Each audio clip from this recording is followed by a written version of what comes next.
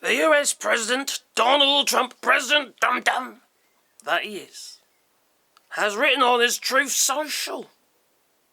Well, this has to be the first time he's actually written anything. If he did actually write, it's probably AI or he's got one of his lackeys to do it for him. But you see, on his Truth Social, he says here, I have been briefed on the terrible shooting that took place in Minnesota, which appears to be targeted against state lawmakers. Our Attorney General, Pam Bondi, and the FBI are investigating the situation, and they will be prosecuting anyone involved to the fullest extent of the law.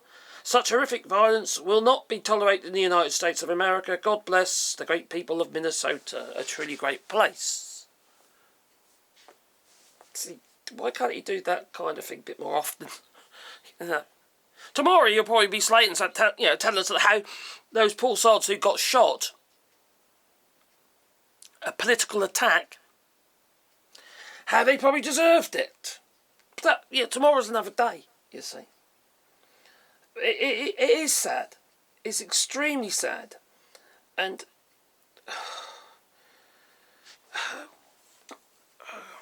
Waltz has made a statement as well. He's made it quite clear that it is a political attack, that all the individuals the 4 people who were shot are Democrats. One Minnesota lawmaker and her spouse were fatally shot dead. And a second lawmaker and his spouse were injured in the separate politically motivated shootings at their homes in eastern Minnesota. This is what happens. If you're a Brit, you have seen this before with the Brexit. We had fatal stabbings, politically motivated fatal stabbings. A Conservative, but also a relatively young Labour MP who was stabbed to death in the street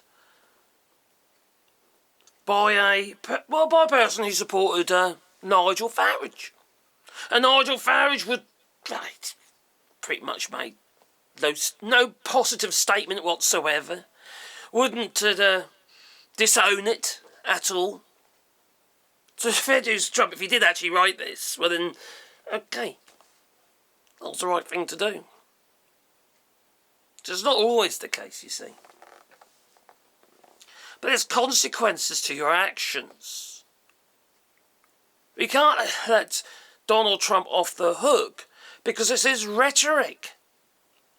His rhetoric up to this moment that has driven people to attack innocent people. In this case, lawmakers. Now, they say the suspect, whose authorities said had impersonated law enforcement. I don't think you need to impersonate him because, quite frankly, at the moment, it's kind of what you expect from him, isn't it? Anyway, what's going on with these protests and the way that the National Guard and the LAPD and what have you have been treating the protesters, aren't we funny? That's kind of what you'd expect anyway.